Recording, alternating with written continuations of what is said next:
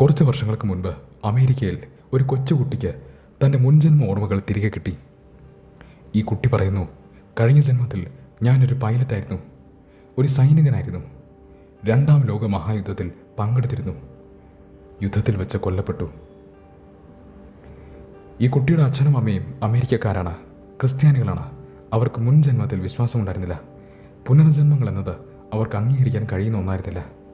അതുകൊണ്ട് തന്നെ അവർ ഇതൊന്നും ആദ്യം വിശ്വസിച്ചില്ല. പക്ഷേ ഓരോ ദിവസം കഴിയുമ്പോഴും ഈ കൊച്ചുകുട്ടി പറയുന്ന കാര്യങ്ങൾ അവർക്ക് വിശ്വസിക്കാനും മനസ്സിലാക്കാനും പറ്റുന്നതിനും അപ്പുറമായിരുന്നു.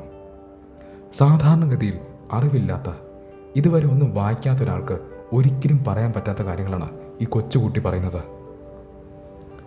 അങ്ങനെ ഈ കുട്ടിയുടെ അച്ഛനും അമ്മയും ഓരോന്നായി അന്വേഷിക്കാൻ തുടങ്ങി. അവരെ ഞെട്ടിക്കുന്ന കാര്യങ്ങളാണ് അവരുടെ അന്വേഷണത്തിലൂടെ അവർ കണ്ടെത്തിയത്. അവരുടെ മകൻ പറയുന്ന കാര്യങ്ങളെല്ലാം സത്യമാണ്. അവരുടെ മകൻ പറയുന്ന സംഭവങ്ങൾ നടന്നിട്ടുള്ളതാണ്. അങ്ങനെ അവരുടെ അന്വേഷണം കൂടുതൽ തീവ്രമായി. ഒടുവിൽ അവരുടെ മകൻ കഴിഞ്ഞ ജന്മം ആരായിരുന്നുവെന്ന് അവർ കണ്ടെത്തി. അവരുടെ മകൻ കഴിഞ്ഞ ജന്മം ഏത് വ്യക്തിയായിരുന്നുവെന്ന് അവർ മനസ്സിലാക്കി.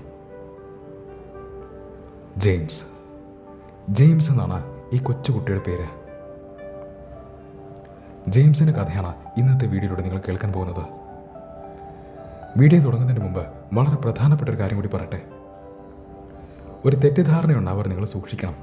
കാരണം ഈ ജന്മത്തിലെ കുട്ടിയുടെ പേരും കഴിഞ്ഞ ജന്മത്തിലെ പൈലറ്റിൻ്റെ പേരും ഒന്ന് തന്നെയാണ്, ജെയിംസ്. വളരെ അത്ഭുതകരമായൊരു കാര്യമാണ്. രണ്ട് ജന്മത്തിലും ഒരേ പേരാണ്. അതുകൊണ്ട് വീഡിയോ കേൾക്കുമ്പോൾ ഇവർ തമ്മിൽ മാറിപ്പോകാതിരിക്കാൻ ഒരു വഴി പറയാം. ഈ ജന്മത്തിലെ കൊച്ചുകുട്ടിയെക്കുറിച്ച് പറയുമ്പോൾ ജെയിംസ് എന്ന് മാത്രമേ പറയുകയുള്ളൂ. കഴിഞ്ഞ ജന്മത്തിലെ പൈലറ്റിനെ കുറിച്ച് പറയുമ്പോൾ ജെയിംസ് ഹ്യൂസ്റ്റൺ എന്നോ ജെയിംസ് ജൂനിയർ എന്നോ ആയിരിക്കും പറയുക. ഓർക്കുക, ജെയിംസ് ജൂനിയർ എന്നോ ജെയിംസ് ഹ്യൂസ്റ്റൺ എന്നോ കേട്ടാൽ അത് കഴിഞ്ഞ ജന്മത്തിലെ പൈലറ്റാണ്. വെറുതെ ജെയിംസ് എന്ന് പറയുകയാണെങ്കിൽ അത് ഈ ജന്മത്തിലെ കുട്ടിയെക്കുറിച്ചാണ്. നമുക്ക് വീഡിയോയിലേക്ക് പോകാം. ഏപ്രിൽ 10, 1998. ബ്രൂസിൻ്റെയും ആൻഡ്രയുടെയും ജീവിതത്തിലെ ഏറ്റവും നല്ല ദിവസങ്ങളിൽ ഒന്നായിരുന്നു അത്.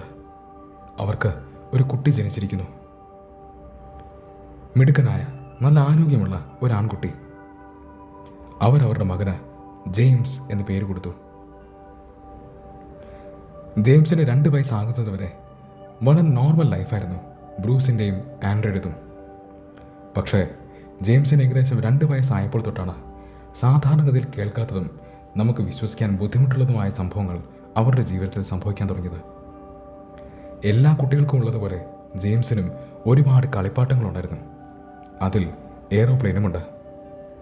വീട്ടിലെ കോഫി ടേബിളിൽ ജെയിംസ് ഒരു പ്ലെയിൻ വീഴുന്നതെന്ന പോലെ മുകളിൽ നിന്ന് താഴേക്കെടുത്ത് അടിക്കുമായിരുന്നു.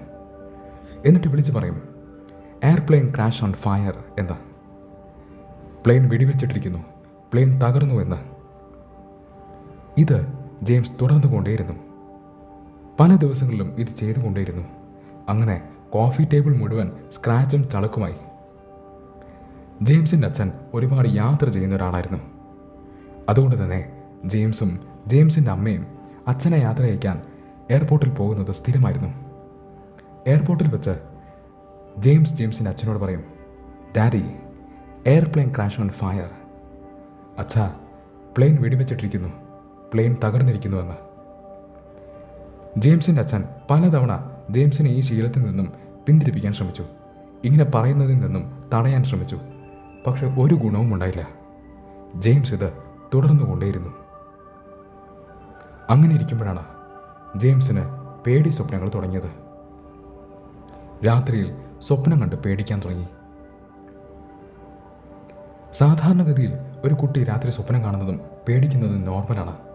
പക്ഷേ ജെയിംസിൻ്റെ രാത്രികൾ ഒരല്പം വ്യത്യസ്തമാണ്. സാധാരണഗതിയിൽ ഒരു കുട്ടി പേടി സ്വപ്നം കണ്ട് കരയുന്നത് പോലെ ആയിരുന്നില്ല ജെയിംസ് കരഞ്ഞുകൊണ്ടിരുന്നത്. ഒരാൾ ഒരു അപകടത്തിൽപ്പെടുമ്പോൾ, ഒരു കുട്ടി ഒരു അപകടത്തിൽപ്പെടുമ്പോൾ കരയുന്നത് പോലെയാണ്. മാത്രവുമല്ല, ചില കാര്യങ്ങളും ജെയിംസ് ഉറക്കത്തിൽ കരഞ്ഞുകൊണ്ടിരിക്കുമ്പോൾ പറയുമായിരുന്നു. Airplane crash on fire, little man can't get out. Plane വെടിവെച്ചിട്ടിരിക്കുന്നു, പ്ലെയിൻ തകർന്നിരിക്കുന്നു, ആളിന് പുറത്തിറങ്ങാൻ സാധിക്കുന്നില്ല. വളരെ വയലൻ്റായിരുന്നു ജെയിംസിൻ്റെ സ്വപ്നങ്ങൾ. വളരെ ബുദ്ധിമുട്ടുള്ളതായിരുന്നു ജെയിംസിൻ്റെ രാത്രികൾ. ഇതിങ്ങനെ തുടർന്നു കൊണ്ടേയിരുന്നു.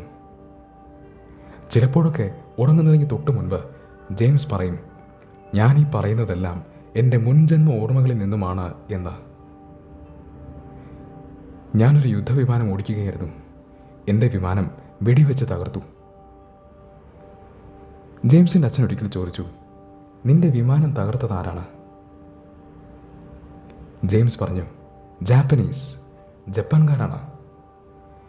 ജെയിംസിൻ്റെ അച്ഛൻ ചോദിച്ചു, അത് നിനക്കെങ്ങനെ അറിയാം? ജെയിംസ് ജപ്പാൻകാരുടെ ഫ്ലാഗിനെ കുറിച്ച് സംസാരിച്ചു. അത് ഡിസ്ക്രൈബ് ചെയ്തു, അത് വിവരിച്ചു. കൃത്യമായിരുന്നു അത്. അവർക്കൊക്കെ ഇതൊരു അത്ഭുതമായിരുന്നു. ജെയിംസിനെങ്ങനെ ജാപ്പനീസ് ഫ്ലാഗ് അറിയാം? പക്ഷേ ഇതൊക്കെ തുടക്കം മാത്രമാണ്. അവരെ അത്ഭുതപ്പെടുത്തുന്ന വേറെയും കാര്യങ്ങൾ ഓരോ ദിവസം കഴിയുന്തോറും സംഭവിച്ചുകൊണ്ടേയിരുന്നു.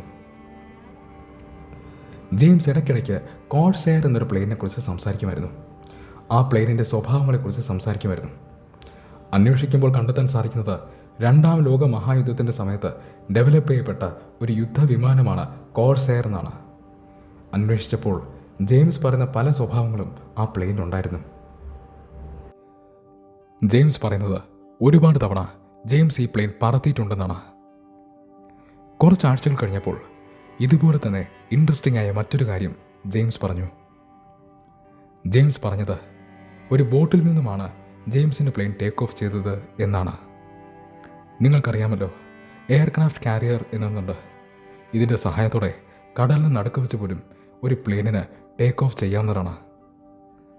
ജെയിംസ് പറയുന്നത് ഒരു ബോട്ടിൻ്റെ സഹായത്തോടെയാണ് അവർ പ്ലെയിൻ ടേക്ക് ഓഫ് ചെയ്തതെന്നാണ്. ജെയിംസിൻ്റെ അച്ഛൻ ഉടനെ ചോദിച്ചു, ആ ബോട്ടിൻ്റെ പേരെന്താണ്? ജെയിംസ് പറഞ്ഞു, നറ്റാമോ. ഒരു സംശയവും ജെയിംസിനുണ്ടായിരുന്നില്ല. വളരെ ക്ലിയർ ആയൊരു മറുപടിയായിരുന്നു അത്, നറ്റാമോ. ജെയിംസിൻ്റെ അച്ഛൻ ആ പേര് കേട്ടിട്ടേയില്ല. അയാൾ അതിനെക്കുറിച്ച് അന്വേഷിക്കാൻ തുടങ്ങി. അന്വേഷിച്ചപ്പോൾ അയാൾ ഞെട്ടിപ്പോയി. USS നറ്റാമോ ബേ എന്ന പേരിൽ ഒരു എസ്കോട്ട് കാരിയർ ഉണ്ടായിരുന്നു. അത് പസഫിക് സമുദ്രത്തിൽ രണ്ടാം ലോക മഹായുദ്ധത്തിൻ്റെ സമയത്ത് സ്റ്റേഷൻ ചെയ്യപ്പെട്ടിരുന്നു. ജപ്പാൻ പസഫിക് സമുദ്രത്തിലാണുള്ളത്. അവർക്കിത് വളരെ വലിയൊരു ഷോക്കായിരുന്നു, ഒരു അത്ഭുതമായിരുന്നു. നറ്റാമോ ബേയുടെ പേര് ജെയിംസിന് എങ്ങനെ അറിയാം? അവൻ ഇതിനെക്കുറിച്ച് വായിച്ചിട്ടില്ല. 3 വയസ്സിൽ താഴെയാണ് പ്രായം. യൂട്യൂബിൻ്റെ കാലമല്ലത്. യൂട്യൂബ് വീഡിയോസൊന്നും കാണാൻ വഴിയില്ല. പിന്നെ എങ്ങനെ ജെയിംസിന് ഇതറിയാം?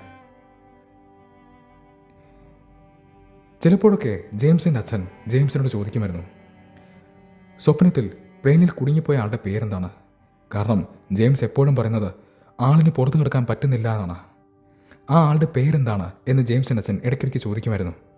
അപ്പോഴെല്ലാം ജെയിംസ് പറയുന്നത് അത് ഞാനാണെന്നാണ്. ചിലപ്പോഴൊക്കെ ജെയിംസ് എന്ന് തന്നെ പറയുമായിരുന്നു.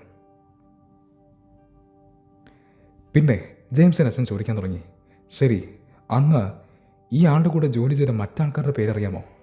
നറ്റാമോ ബേയിലുണ്ടായിരുന്ന മറ്റാൾക്കാരുടെ പേരറിയാമോ? ജെയിംസ് പറഞ്ഞു, ജാക്ക് ലാർസൺ. അങ്ങനെ ഇരിക്കെ ക്രിസ്മസ് വന്നു. ക്രിസ്മസിന് ജെയിംസിൻ്റെ അച്ഛൻ അയാളുടെ അച്ഛന്, ജെയിംസിൻ്റെ അപ്പൂപ്പന് ഒരു പുസ്തകം സമ്മാനമായി കൊടുക്കാൻ തീരുമാനിക്കുന്നു. പുസ്തകത്തിൻ്റെ പേര് ദി ബാറ്റിൽ ഫോർ ഈവോ ജീമ 1945 എന്നാണ്. ഈവോ ജീമ ജപ്പാനിലൊരു ദ്വീപാണ്. രണ്ടാം ലോക മഹായുദ്ധത്തിൻ്റെ സമയത്ത് ഇവിടെ വളരെ പ്രധാനപ്പെട്ടൊരു യുദ്ധം സംഭവിച്ചിരുന്നു, അമേരിക്കയ്ക്കും ജപ്പാനും ഇടയിൽ. ഈ പുസ്തകം അച്ഛൻ്റെ കയ്യിലിരിക്കുന്നത് ജെയിംസും കണ്ടു. പുസ്തകത്തിൽ ഈവോ ജീമ ദ്വീപിൻ്റെ ചിത്രമുണ്ടായിരുന്നു. അതിലെ മിലിറ്ററി ബേസും അവിടുത്തെ അഗ്നിപർവ്വതത്തിൻ്റെ ഒക്കെ ചിത്രമുണ്ടായിരുന്നു. ജെയിംസ് ആ ചിത്രം കാണിച്ചുകൊണ്ട് പറഞ്ഞു, ഇവിടെ വച്ചാണ് എൻ്റെ പ്ലെയിൻ തകർക്കപ്പെട്ടത്. ജെയിംസിൻ്റെ അച്ഛന് അത് വല്ലാത്തൊരു ഷോക്കായിരുന്നു. അയാൾ ചോദിച്ചു, നീ ഇപ്പോൾ എന്താ പറഞ്ഞേ? ജെയിംസ് പറഞ്ഞു, അച്ഛാ, ഇവിടെ വച്ചാണ് എൻ്റെ പ്ലെയിൻ തകർക്കപ്പെട്ടത്. ഈ സംഭവത്തിന് ഏകദേശം ഒരാഴ്ചയ്ക്ക് ശേഷം ജെയിംസിൻ്റെ അച്ഛന് USS നറ്റാമോ ബേ എന്ന കപ്പലിൽ ജോലി ചെയ്തിരുന്ന മറ്റൊരു ഉദ്യോഗസ്ഥനുമായി സംസാരിക്കാനുള്ള അവസരം കിട്ടി. അയാളോട് സംസാരിച്ചപ്പോൾ ഞെട്ടിക്കുന്നൊരു വിവരം ജെയിംസിൻ്റെ അച്ഛന് കിട്ടി. ജാക്ക് ലാർസൺ എന്ന പേരിൽ ഒരാൾ USS നറ്റാമോബയിൽ ജോലി ചെയ്തിരുന്നു. അയാൾ ഇന്ന് ജീവനോടെ ഉണ്ടോ എന്നറിയില്ല. പക്ഷെ ആ പേരിൽ ഒരാൾ നറ്റാമോബയിൽ ജോലി ചെയ്തിരുന്നു. Jack Larson. ഈ പേര് ജെയിംസ് പറഞ്ഞതാണ്.